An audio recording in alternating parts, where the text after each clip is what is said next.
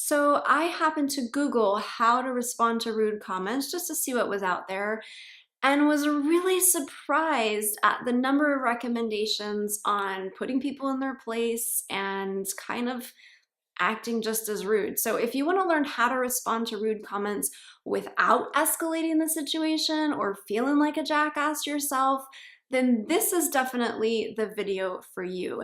I'm going to be focusing more on online comments, especially from an entrepreneur's standpoint, and being able to turn those negative comments into a positive exchange.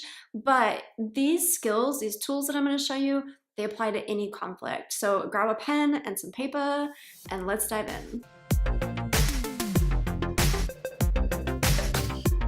Welcome back, or if you are brand new here, my name is Tara Wagner. I'm a belief breakthrough coach with nearly a decade of experience helping women to overcome limiting beliefs.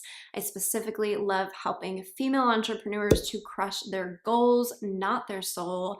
And I have been seeing a lot of conversations lately around answering rude comments or criticism or negativity, specifically online, social media, or email. But what I'm going to talk to you applies to in-person interactions as well. The challenge with in-person interactions is that you need to be pretty practiced at this because it's not like you can pause while you're on the other side of a screen and like thoughtfully write something out. You got to be able to come up with it on the fly.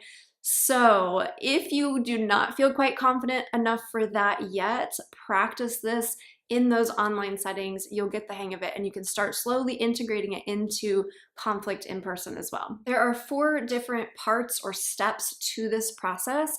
And I'll tell you right now, they're gonna feel clunky or awkward or like it's just not you, that's not something you would say. And that's normal. That's always the way that it is when we're first starting out with something, but don't let that sway you, because if you really allow yourself the time to master this and to get comfortable with this, to get over the awkward hump, which sounds really gross, when you can get over that awkward hump, you're gonna get to the other side feeling really confident and being able to turn criticism or negative reviews or rude comments or angry customers or clients into your raving fans. In fact, in this video, I'm gonna share an experience that I had where I was able to turn a very angry email that literally told me to F off into one of the best exchanges that I feel like I've had. And it really allowed me to connect with this person and left this person feeling positive and grateful about our exchange as well. So if you want to be able to do that, you've got to be willing to practice it and get through the awkward stage. Step number 1 is actually to step back.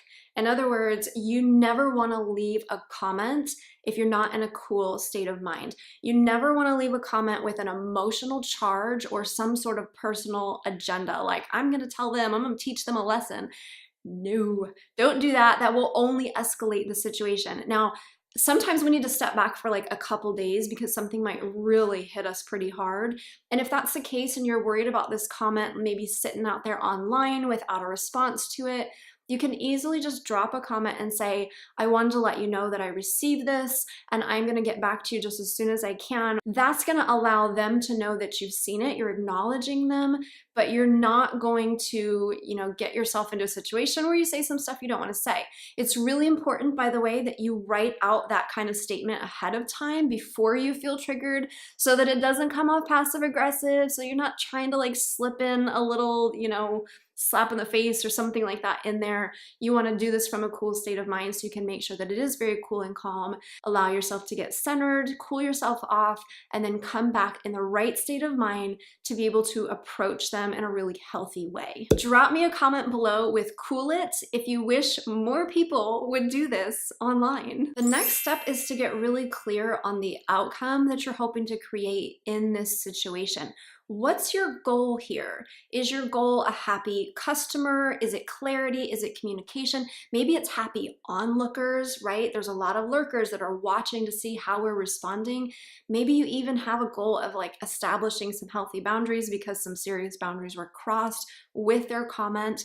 You need to know what your goal is before you start replying or formulating your reply to ensure that what you're saying is going to align with what you really want to see. Another question that I like to ask myself is, how would my happiest, healthiest self respond? In other words, if I was having an amazing day, if this comment or statement did not totally upset me, if nothing could shake me from my stride, if I just felt totally good, I was in a great mindset, maybe I was feeling compassionate and patient towards this person instead of ticked off or hurt or offended, how would I then respond? This helps to get me into the right frame of mind so that I'm focusing on how I want to show up and not how I might want to show up just in that moment. But who do I really want to be, and how does that person want to show up in this situation? That allows me to tap into that mindset and those emotions so that I can better formulate my response. Step number 3 is about adopting a more helpful mindset, which I know can be difficult when you've just received a comment that maybe doesn't leave you feeling so good.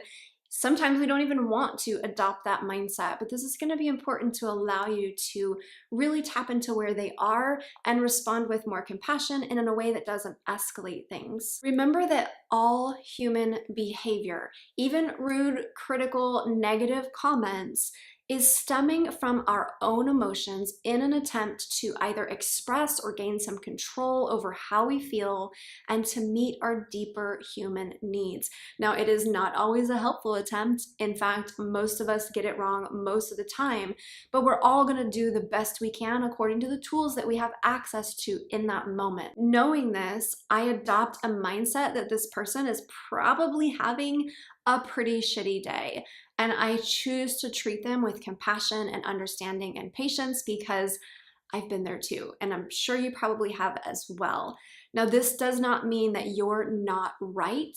It just means that you're not trying to make them look wrong. When we adopt a mindset like this, it allows us to get further with people because we're treating them as though they're actual human beings, which I know is a crazy concept in this day and age. But again, we've all been there. We've all had days where we were not at our best. Maybe even our absolute worst showed up. Maybe we were absolutely embarrassed over how we reacted to something. But if someone was able to respond to you with patience and compassion, wow, how does your view of that person go up when they don't go into your bad day with you, when they don't go down to the level that you found yourself at? That's what we want to be doing. We want to get further with people by connecting with them as people. Okay, so I know these 3 steps sound like they take a lot of time, and they might, maybe the first times that you do this, but with some practice, you're going to fall into these habits really, really quickly and be able to move to step number 4, which is all about formulating your response. And the thing that I want you to do here is pretend that you are formulating a response to a really good friend on a really bad day. So you're going to have patience, you're going to have understanding, you're going to have compassion. You might also still have some boundaries. Now, there is no cookie cutter response, but I'm going to walk you through a few things that I always look for and that have helped me to turn around a lot of really tense situations into really positive communication and experiences. So let's dive into those one at a time, and you can decide for yourself which ones are going to be the best fit based on the comment that you're trying to reply to. So the first thing that I always try to include, and I recommend that you do too, is gratitude. And this is both the easiest and the hardest thing that you will include in your response. It's the easiest because it's one sentence. It's the hardest because you probably are not going to want to do it. But it's very simple, and it's very important that we respond with gratitude. It shifts our focus so that we're able to receive whatever value from this exchange might be there for us. So being able to just simply say, thank you so much for sharing your experience with me. Thank you so much for reaching out. Thank you so much for letting me know how you feel about this. I know it's difficult. I know you may not really be feeling it, but I want you to practice it or fake it if you have to, so that you're expressing to them that there is an openness there. You are open to receiving their feedback, even though they might not be giving it in the best, healthiest way possible. You're still going to receive it because you're the professional. you're a freaking badass and you've got this. This next part is actually a two-parter. The first part of this sentence is actually going to be an apology where it's needed or necessary. And I'm hesitant with this one because I know that a lot of women over apologize. We take the blame for things that we shouldn't be taking the blame for. But this isn't about blame. It's about taking responsibility for the things that you can take responsibility for and expressing regret. It's not about blame. It's not about shame. It's not about saying that this is your fault. It's just about taking responsibility, taking ownership, or expressing that regret. The second part of this sentence is about expressing your desire to create a better outcome or a more positive experience for them. So putting these two together, it would look like this. I'm so sorry that you've had this experience. That's not at all what I have hoped for.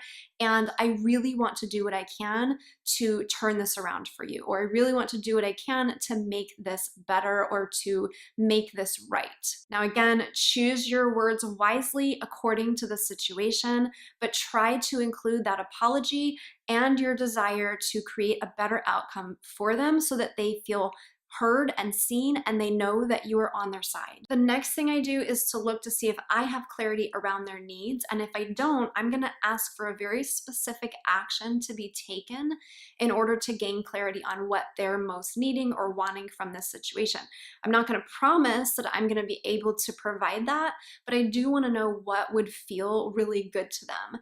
And I'm going to do this with a very specific request. So I'm going to ask them something like, would you be willing to jump on the phone with me for 15 minutes so that I could ask you 3 or 4 questions to just understand more of what happened and how you would like us to fix this. And when I do something like that, like invite them to a phone call or an email, I always will restate my desire to create a positive outcome for them because I want to reassure them that I am not going to put them on the spot, that I'm not attacking them, that I am in fact on their side. I do want to create a win-win out of this situation.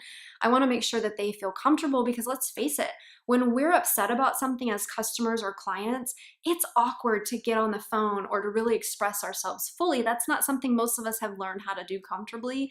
So I really want to ensure them that I'm going to create a safe space for them and really be able to receive what they're saying. Now, if that's something that you don't feel like you can do over the phone, definitely don't offer it, but maybe ask them to reach out through email. This is allowing you to divert the conversation from a public place where it's very difficult to meet their needs and where things are more likely to escalate into a private scenario where you can one-on-one talk with them and help to resolve the situation. And then lastly, what you might need to do is state any limitations or any boundaries that you have without any judgments, without any labels, without any pushback or emotion behind it. You want to just be really cool, calm, collected. So an example of limitations might be saying something like, I really want to help you find a solution, but my system's not capable of doing that. If we're talking about boundaries, let's say for instance, somebody leaves a racist comment on your social media. If that's a boundary for you, and I hope that it is, if that's a boundary for you, you want to be able to say, no, that's not okay, in a way that's not going to escalate. But if you say, I don't allow racist comments, chances are that's going to escalate because that person may not even agree that their comment is racist. How many times have we seen that online where people are like, that's not racist, that's this, that's that.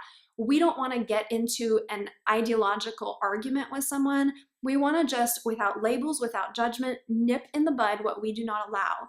So you could simply say something like, I want to help you find a solution for this, but I do not allow name calling, or I do not allow comments based on another person's race. Now, let me give you an example of how I've stated my boundaries in a way that allowed me to turn an email from somebody who told me to F off in all caps, didn't just say F, by the way, and was able to turn that around into a really positive, encouraging exchange. In my response to her, I answered some concerns that she had, and then I simply just needed to state, and by the way, I'm a human being.